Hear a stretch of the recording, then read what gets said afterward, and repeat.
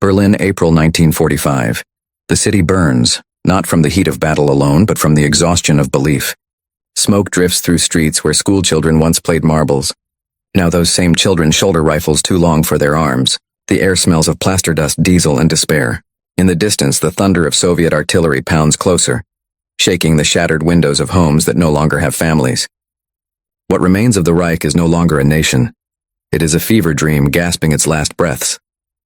In the half-light of dawn, a group of boys in mismatched uniforms huddles behind the twisted remains of a tram. Their boots are too big, their helmets slip down over their brows, and the fear in their eyes is far older than their years. 16-year-old Lucas grips a Panzerfaust with trembling fingers, its metal cold as death. Beside him, Otto, 15, recites fragments of the Führer's last speech from memory, his voice cracking somewhere between faith and terror. Around them, the rumble of tanks grows louder, and the ground quivers like a heartbeat beneath their boots. They were the Volkssturm, the People's Storm, Hitler's desperate creation from the autumn before. Anyone between 16 and 60 conscripted from schools, shops, and farms, called to defend a city that had already fallen in spirit. The older men coughed blood in the trenches. The younger boys dreamed of medals they would never wear. Propaganda posters still hung crooked on the walls. Victory or death for the fatherland. The irony no longer needed to be spoken aloud. It hung in the smoke, bitter as coal. For years, these children had marched in the parades of the Hitlerjugend, chanting songs of destiny. Their schools had been temples of obedience, their teachers apostles of fanaticism. They had been told that Germany was invincible, that courage could defy bombs. Now standing knee-deep in the rubble of their neighborhoods, they understood none of it was true. The men who promised glory were dead, hiding, or mad. The only thing left to defend was each other. In one broken courtyard, an officer, barely 20 himself, distributes grenades to the boys. "Hold your positions," he says. "The Soviets will show no mercy." His words sound brave, but his hands shake. He knows what's coming. Everyone does. Rumors have spread faster than fire. Entire streets erased by Katyusha rockets. Civilians hanged for white flags. Red Army soldiers dragging women into basements. The children believe they are the last wall between their homes and hell. That night, the bombardment begins. The sky turns the color of rust. Buildings crumble like sandcastles under the fists of artillery. Lucas and Otto crouch together in a cellar, clutching their weapons, their ears ringing. "You think we'll win?" Otto whispers. Lucas doesn't answer. He stares at a photograph tucked into his sleeve. His mother, smiling in the sunlight, holding a pie she had baked for his birthday last year. He presses the picture to his chest, whispering her name between explosions. Above them, the Reichstag smolders, its flag half torn. The radio broadcasts a final address from Hitler himself, a voice rasping through static, promising victory that even his generals no longer believe in. The boys listen in silence, the words dissolving into the noise of collapsing walls. When the transmission ends, there is only the sound of weeping somewhere in the dark. By morning, the streets are unrecognizable. Tanks roll over the remains of bicycles and bread loaves. The smell of cordite and burned flesh fills the air. The boys run messages through alleys, delivering orders that no longer matter. One carries ammunition in a school satchel. Another drags a wounded comrade on a door plank through the mud. They are ghosts fighting for ghosts. In one corner of the ruined Tiergarten, they see something that freezes them. A column of Soviet soldiers, steel helmets glinting, faces like stone. The boys retreat, firing wildly, their rifles kicking like beasts. The Soviets return fire without hesitation. Bullets tear through the plaster, through the dreams of a generation. Lucas dives behind a statue of a lion, its marble mane chipped and blackened. When the shooting stops, Otto is gone. His helmet rolls to Lucas's feet, its inside smeared with red. The boy can't cry. He can only stare. Around him, other children fall. The officer who had told them to stand firm lies face down in the mud. The city wails through its sirens and its silence. Somewhere, church bells still ring, cracked and defiant. The Reich is ending, but not quietly.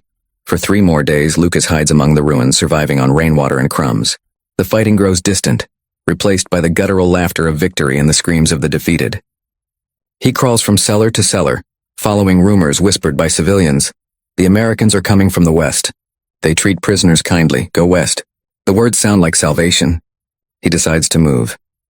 On the 5th night, he joins a small band of survivors, half-starved boys carrying rusted rifles. They slip through the smoke, past streets lined with corpses and white flags. One carries a tattered Hitler Youth banner, another a teddy bear he found in the ruins of a home. They march toward the western horizon, toward the unknown, hoping to meet an enemy who might not kill them on sight. As they cross the Havel River, They see the glow of American flares in the distance. It's not gunfire this time, but signal light. The boys hesitate. None of them have ever seen an American. Rumor painted them as devils, black-skinned monsters who would burn their eyes with torches. Yet the light seems warm, almost human. Lucas looks down at his reflection in the water, a face caked in soot, eyes hollow but still searching. "Let's go," he says quietly. The group moves forward, weapons raised high in surrender. They expect shouts, maybe gunfire. Instead, an American jeep halts beside them. A soldier steps out, hands up, not in threat but in caution. He calls to them in broken German, "Kinder. Stop, no shooting." The boys freeze. Behind him, another figure appears, smaller in a khaki uniform, her hair tied back beneath a cap. A nurse. She carries a first aid bag and a thermos. The boys' instinct is fear. They've never been this close to an enemy woman before. But then she smiles, soft and tired, and says something none of them understand. Her tone is gentle, motherly. She points at their trembling hands, then at the ground, signaling them to sit. Lucas hesitates, then obeys. For the first time in months, he feels something unfamiliar. Safety. The woman kneels beside him, takes the Panzerfaust from his hands, and replaces it with a cup of water. "You're just children," she murmurs. He doesn't understand the words, but he understands the kindness. His throat tightens. As dawn breaks over the wreckage of Berlin, the boy who once believed he was defending a nation realizes he has only been defending a lie. The sound of approaching jeeps grows louder, the American flag fluttering through the smoke. The war for him is over, but the reckoning of what it meant to fight it is only beginning. He drinks the water, his hands shaking, and looks once more at the woman who called him boy. He doesn't know yet that she will be the first to call him son. The road west was lined with ghosts, not the dead. Those already belonged to the city behind them, but the living who carried the weight of defeat in their eyes. Lucas walked among them, rifle slung across his shoulder, mud clinging to his torn boots. Around him marched a scattered column of boys like himself, stragglers from broken platoons of the Volkssturm and Hitler Youth. Some still wore armbands. Others had stripped theirs off, afraid of what symbols might bring. The air was cold and damp, smelling of rain and smoke, and every few minutes, someone would glance back toward Berlin, as if they could still hear it dying. They had been told the Americans were different, clean, organized, merciful. The Soviets, they had heard, were not. "Go west," a woman had whispered as she gave Lucas a piece of bread outside Potsdam. "If they find you first, they'll shoot you or worse." It was enough. The boys began to walk. By the first night, they numbered 12. By the second, 9. Some fell behind from exhaustion. One disappeared after wandering into the forest. No one dared search for him. Food was scarce. They traded pins and knives for milk, begged from farmhouses, sometimes stole. In every village, they saw the same thing. Black flags hanging from windows, white sheets tied to chimneys. Germany was surrendering itself piece by piece. The road stretched through Brandenburg's ruined countryside. Tanks had left their tracks in the fields. Barns still smoldered. The birds had gone silent. Lucas's stomach twisted with hunger, but the ache in his heart was worse. He had no home to return to, no word of his mother. The last letter from her had come in February, written in a careful hand. "Be brave. I pray for you." He had folded it into the lining of his coat and carried it through every night of shellfire. One afternoon, as they approached a river crossing, they heard gunfire. The boys dropped flat, pressing their faces into the mud. Through the reeds, they saw Soviet scouts searching a cart ahead. The boys waited, breathless, until the soldiers left. When the silence returned, Otto's absence hit Lucas like a blade again. He looked to the others, faces pale, eyes hollow. "We move only at night," he said quietly. "Wes, no torches, no talking." No one argued. That night, rain fell hard. They found shelter in a half-destroyed barn. One boy, barely 13, began to cry softly. His name was Emil. He missed his sister, he said. The others turned away, ashamed to listen. Lucas wanted to tell him to stop, that crying would get them caught, but instead he said, "Sleep, tomorrow we'll find bread." The lie was gentle, and it was all he could give. By morning, their luck changed, or seemed to. A German farmer, old and gray, gave them food in exchange for their weapons. "The war's finished," he muttered. "You're too young for graves." Lucas hesitated but surrendered his rifle. The man nodded, spat into the dirt, and told them the Americans had reached the Elbe River. "If you hurry, you'll find them before the Russians find you." They did hurry. Hunger became less of an enemy than time. The thunder of artillery had faded behind them, replaced by the hum of engines ahead. On the third day, the road began to fill with others. Wounded soldiers, civilians pushing carts, mothers clutching babies wrapped in rags. No one spoke of victory anymore. The boys walked among them like shadows. By the time they reached the outskirts of Magdeburg, they saw the first white stars painted on tanks. American jeeps rolled through the ruins, their soldiers watching with wary eyes. The boy stopped at a distance, frozen. Lucas raised his hands, palms open. The Americans shouted commands he didn't understand. For a moment he feared they'd be shot. Then one soldier lowered his weapon and gestured them forward. The encounter was brief but unforgettable. The soldiers searched them, found no weapons, and offered food, real food. A piece of chocolate, a can of beans. One laughed softly and ruffled Emil's hair, calling him kid. Lucas stared, unable to reconcile this scene with the stories he'd been told. No one shouted, no one struck them. These men didn't look like monsters. They looked tired, just like him, but their safety didn't last. Orders came to move all prisoners to holding camps farther south. The boys were placed on the back of a truck, guarded but unharmed. The engine rattled through miles of countryside that seemed impossibly green after the gray of Berlin. Lucas watched the fields pass by, unable to shake the feeling that he had stepped into another world. When the truck stopped, they found themselves in a makeshift camp outside Würzburg. Rows of tents, barbed wire fences, and the smell of disinfectant. The guards were firm but not cruel. There were hundreds of prisoners, men old and young, some in Wehrmacht uniforms, others in civilian clothes. The boys were separated into a smaller section marked underage. The Americans didn't know what else to call them. At night, Lucas lay awake listening to the murmurs around him. Some men argued about surrender. Others whispered prayers. A few still clung to delusion, muttering that Hitler was alive and would return. But for the younger ones, the illusion had already died. They were no longer soldiers, just children waiting to be told what would happen next. On the third day, American nurses arrived to tend to the sick. Their khaki uniforms stood out against the mud and wire. They moved with quiet efficiency, handing out blankets, checking wounds, speaking softly. When one passed Lucas, he caught a faint scent of soap and tobacco. She couldn't have been more than 30. Her name tag read Andrews. She smiled at him briefly before moving on to bandage another boy's leg. It was a small gesture, but it felt like sunlight. Later, she returned with food. Thick soup and bread. "Eat," she said, her voice calm. Lucas took the bowl, his hands trembling. She looked at him for a moment, then asked something in English. He shook his head, not understanding. She tried again, slower this time. "Name?" He hesitated. "Lucas," she nodded. "Lucas," she repeated as if testing the weight of it. Then gently, "Good boy." The words struck him harder than any bullet. He hadn't heard them since the war began. Around him, other nurses repeated the same kindnesses, calling the boys darling, son, sweetheart. Some laughed softly when the boys blushed. Others cried quietly as they washed dirt from their faces. That night, Lucas sat by the campfire, the warmth easing the chill in his bones. For the first time, he felt something beyond fear, an ache he didn't know how to name. He thought of his mother's letter, of Otto's helmet, of the photograph he still carried. He stared into the fire and realized that survival was not the same as living. As dawn approached, Nurse Andrews passed again, her lantern flickering in the mist.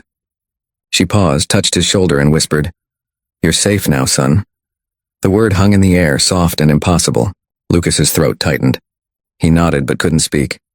Behind the wire, other boys began to cry, quietly at first, then openly. The sound was not of soldiers breaking, but of children remembering what it meant to be human. And as the sun rose over the camp, Lucas finally wept. Not for Germany, not for defeat, but for the part of himself he had lost trying to be a man before he ever got the chance to be a boy. The war had ended with a whisper, not a cheer. No trumpets, no flags, only silence and the quiet hum of engines carrying the defeated toward an uncertain mercy. In the Würzburg camp, the spring air smelled of disinfectant, smoke, and the faint sweetness of stew simmering somewhere near the mess tent. For Lucas and the others, the scent felt unreal, like a dream intruding on months of hunger. Beyond the barbed wire, green hills rolled peacefully under sunlight that seemed too gentle for a world that had just been on fire. The Americans called this place a holding center, but to the boys, it was the first shelter that didn't echo with explosions. They slept on wooden pallets instead of cold ground. They drank clean water. They woke without orders. Yet every comfort carried its own weight. The weight of memory, of guilt, of realizing they were being treated as children again after being told they were soldiers. Nurse Andrews moved among them like quiet light. Her uniform was simple, her boots caked in mud, her face pale from sleepless nights. She wasn't the only woman in camp. Others came from the Red Cross, from the Women's Army Corps, from towns newly liberated. But she had a way of looking at the boys that unsettled them. She didn't look with pity nor disgust. She looked with recognition, as though she could see the frightened children buried beneath the ash. Every morning she supervised the feeding lines, though most called them the banquet. The Americans served thin stew and coarse bread, but to those who hadn't eaten properly in weeks it was a feast. Lucas stood near the end of the line, bowl in hand, his stomach twisting not from hunger but from shame. He watched as she ladled soup into trembling hands, each gesture gentle, deliberate. When his turn came, she smiled faintly. "Eat slow," she said, tapping his bowl lightly. "Your stomach's forgotten kindness." He tried to answer, but the words caught in his throat. He managed to nod. Her English was soft and slow. His German was broken by fear. Yet something in her tone needed no translation. She moved on, her shadow brushing against him like warmth. Later, Lucas sat with the others beneath a canvas awning, steam rising from their bowls. Around him, laughter began to surface. Awkward, almost guilty laughter. A boy named Emil mimicked the American cook's accents, making the others chuckle. Another, Carl, muttered that the soup was better than anything he'd had since the war began. Lucas listened but didn't speak. He ate in silence, the broth thin but alive with flavor. It tasted of potatoes and peace. Across the yard, an American soldier played harmonica. The tune wavered through the air, blending with the murmurs of hundreds of prisoners. It was neither sad nor joyful, just human. Lucas stared at the man, realizing he was only a few years older than himself. The thought was unbearable. How many lives had been swallowed by lies told to boys like them? In the afternoon, Nurse Andrews returned, this time carrying a tin of salve and a stack of papers. She began checking the boys' wounds and recording their names. When she reached Lucas, she knelt and gently rolled up his sleeve, revealing a gash from shrapnel that had long since gone untreated. He flinched. "Easy," she murmured, applying the ointment. "You'll heal faster if you stop pretending you're made of stone." He blinked at her, not understanding the words but understanding the tone. Her voice reminded him of his mother calling him in from the rain. She looked up, meeting his eyes. "How old?" she asked. 16, he said softly. She paused. 16, she repeated, shaking her head. "My brother's 17. He's home, plays baseball." He had never heard of baseball, but the way she said home carried the weight of something sacred. That evening, the nurses organized what they called a quiet dinner. The youngest prisoners, those under 18, were gathered separately from the rest. Long wooden tables were set under a makeshift canopy. There were candles made from wax scraps, spoons polished as best as they could manage. The American cook served them like honored guests. The boys didn't know whether to feel grateful or ashamed. Some refused to eat, muttering that it was humiliation disguised as kindness. Others, starving, couldn't resist. Lucas sat at the edge of the table, watching Nurse Andrews pour milk into tin cups. When she reached him, she stopped and said, "You remind me of my brother when he worries too much." She smiled. "He does that same frown." He frowned harder, and she laughed.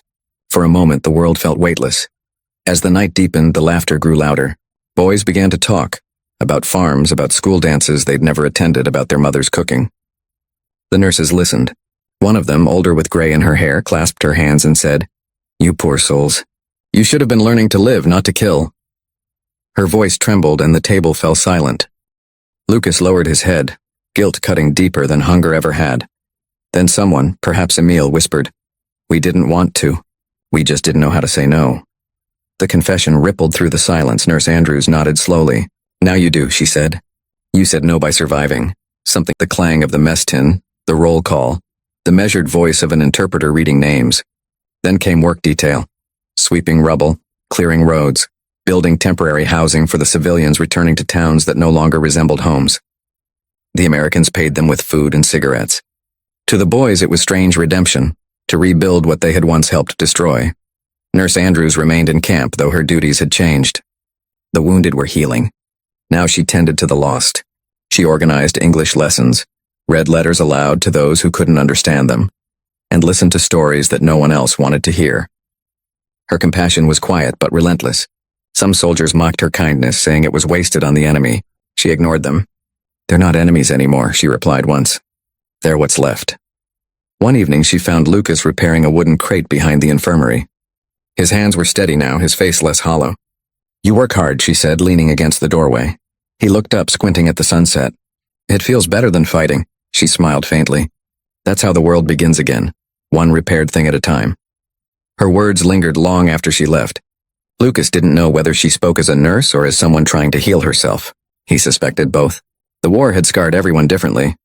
By autumn, many of the boys were sent to Jugendlager, youth camps established for re-education under Allied supervision.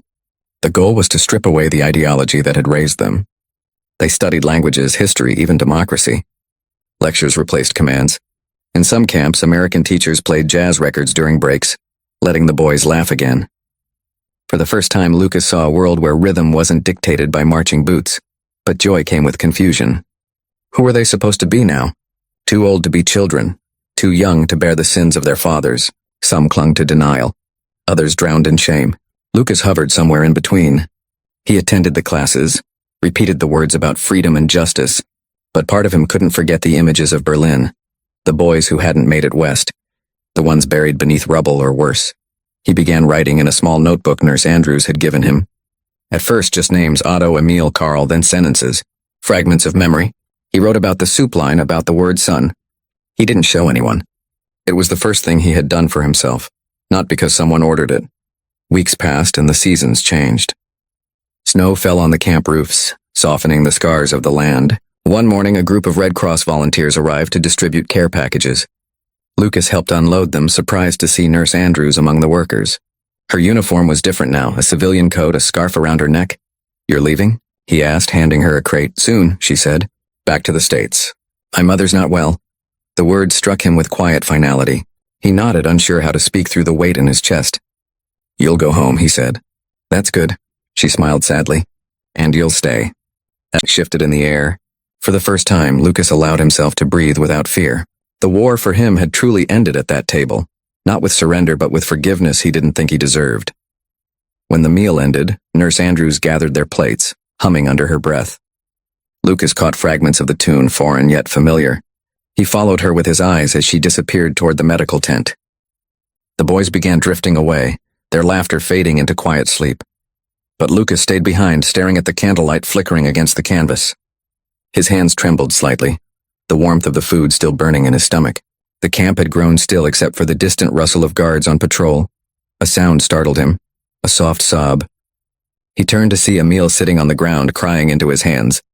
Lucas hesitated, then crouched beside him. "What's wrong?" he whispered. "She called me son," Emil said through tears. "She said I reminded her of her boy. I didn't know what to do." Lucas looked at him for a long moment, then placed a hand on his shoulder. "It's all right," he said. "Maybe we are." The words hung in the air like a fragile truth. Around them, the night seemed to exhale. Somewhere, an American nurse laughed softly in her tent. Somewhere, a church bell rang for morning prayers. The world was turning again. As Lucas stood, he noticed the sky, still dark, but streaked faintly with silver at the horizon. Dawn approaching, a new day for people who weren't sure they deserved one. He touched the pocket where his mother's letter still rested. For the first time, he wasn't afraid to open it again. But before he could, he saw Nurse Andrews walking toward him, her lantern casting a soft halo of light through the fog. She stopped a few steps away, her voice almost a whisper. "You boys eat tomorrow, same time," she said, smiling. "Don't be late. I made something special." He nodded, trying to thank her, but she turned before he found the words. Her lantern swung like a star fading into the mist. He watched until she vanished, the sound of her boots fading into silence. Then he looked down at his hands, the same hands that once held a weapon, and realized they no longer shook from fear. The stew, the laughter, the word son, they were small mercies, but they were rebuilding him piece by piece. And though the war had ended, Lucas sensed that something even more powerful had begun. The long, fragile war to forgive himself. The guns had gone silent, but the echoes lingered in the dreams of the living, in the hollow faces of boys who still flinched at thunder. By the summer of 1945, the Würzburg camp was dissolving like frost under the morning sun. Barbed wire fences came down, tents were replaced by barracks, and the word repatriation began to circle through the air like a ghost of promise. The prisoners were no longer enemies, only displaced souls being sorted by age, health, and guilt. For Lucas, freedom no longer felt like something to reach for. It felt like something he would have to learn all over again. Each day began with the same ritual. Good too. Someone has to rebuild this place. That night she walked through the camp one last time, saying goodbye to the boys. Some gave her small gifts, a wooden button, a drawing, a pressed flower. When she reached Lucas, he stood awkwardly by the gate. The snow crunched beneath their boots. "I never thanked you," he said softly. "For what?" "For treating me like a person." She studied him for a moment, her breath clouding in the cold. "Promise me something, Lucas. Don't let this war be the only thing that defines you." He nodded. "I'll try." She placed a gloved hand against his cheek, light, brief, and then she was gone, walking toward the waiting truck. The engine rumbled to life, headlights cutting through the mist. Lucas stood watching until the sound faded completely. For the first time since surrender, he felt truly alone. In the years that followed, Europe reshaped itself.